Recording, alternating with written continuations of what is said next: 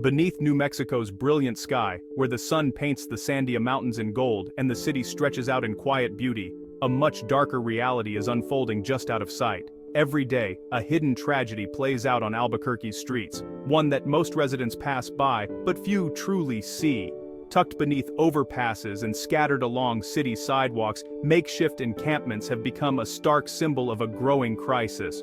Fentanyl, a synthetic opioid so powerful that just a few grains can be fatal, has infiltrated these communities. For Albuquerque's homeless, it's not just a drug, it's a daily threat, a force that has reshaped the very fabric of their lives. The infamous blue pills, cheap and easy to find, circulate as a tragic currency.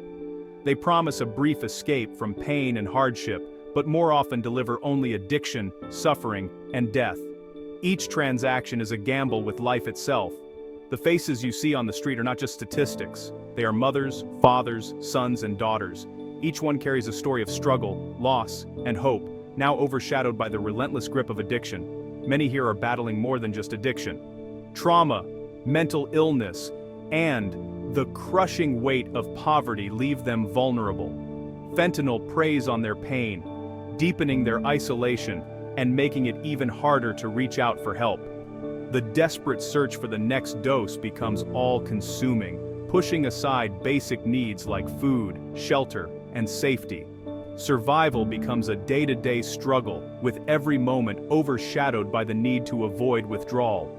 First responders race to overdose calls at all hours, knowing that each one could be another life lost. Despite their tireless efforts, the crisis continues to escalate, leaving them feeling as if they're fighting a battle with no end in sight. Sidewalks are dotted with makeshift memorials, candles, flowers, and photos marking the places where lives were cut short. Each memorial is a silent testament to the human cost of this epidemic. In this community, nearly everyone has lost someone to fentanyl. Friends, family members, and neighbors gather to mourn, share memories, and support each other through the grief. Young lives, once full of promise and potential, are extinguished before they have a chance to begin.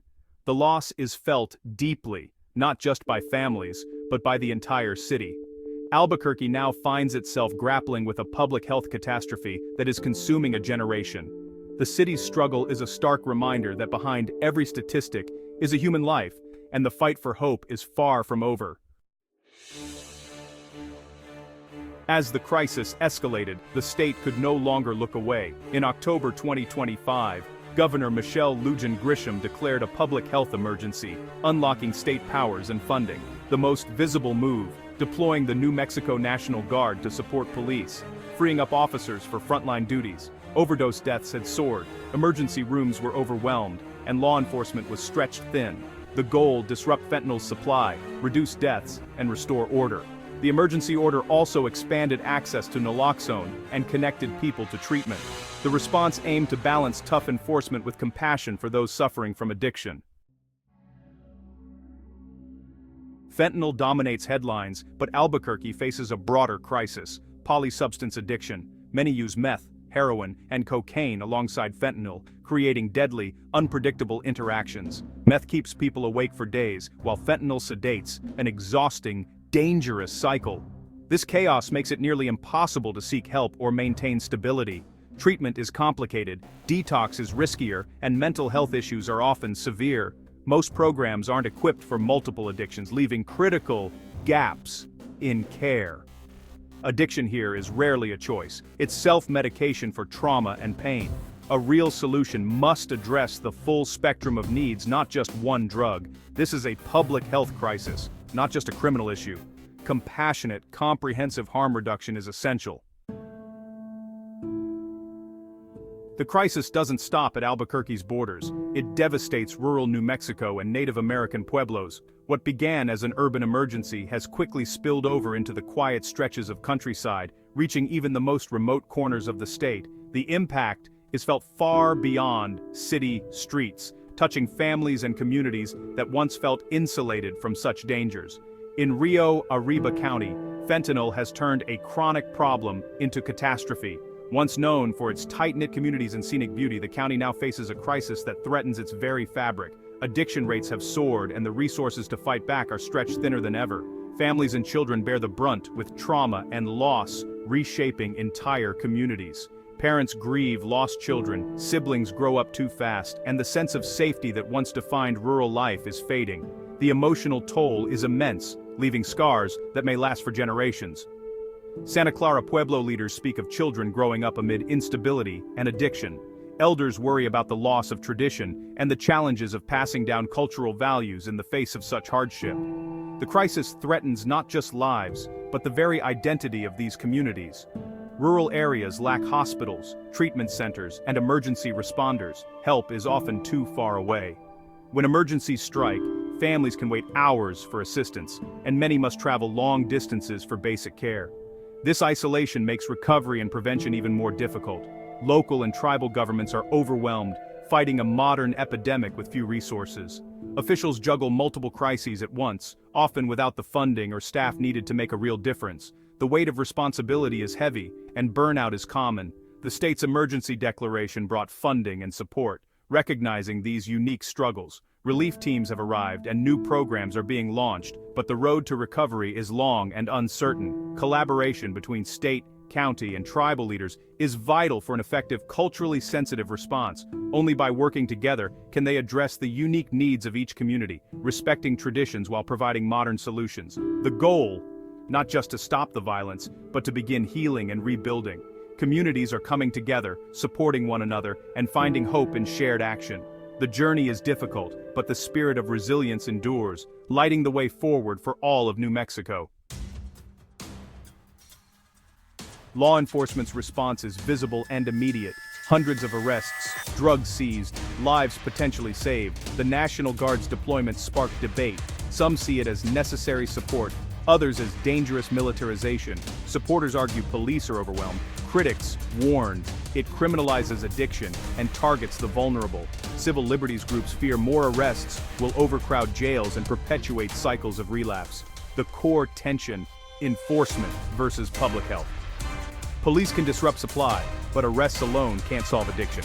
As long as pain and poverty persist, demand for drugs remains. Law enforcement can provide temporary relief, but not lasting healing. Behind the statistics are real lives, like the young woman, homeless after foster care, who found escape in a blue pill. Her story is echoed in shelters and encampments across Albuquerque. Children become caregivers for addicted parents, their childhoods lost to crisis. Violence and trauma ripple through families, sometimes with tragic consequences. Paramedics and outreach workers face burnout, responding to the same overdoses again and again.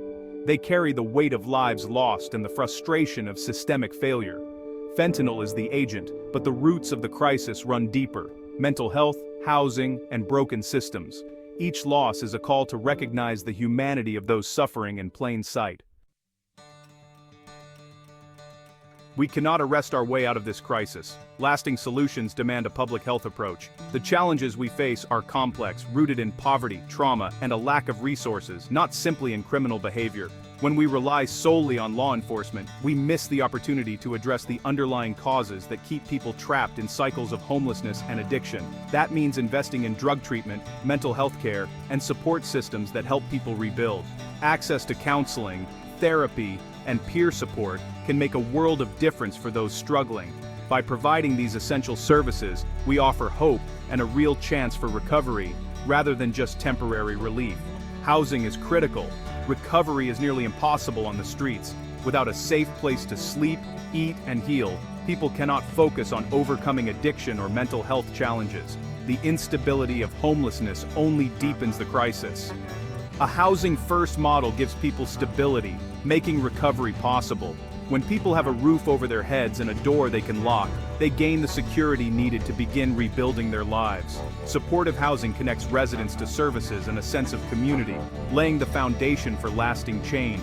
Harm reduction saves lives. Naloxone, fentanyl test strips, and syringe exchanges keep people alive until they're ready for help.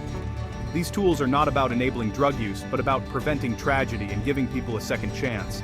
Every life saved is another opportunity for recovery. These measures don't enable drug use.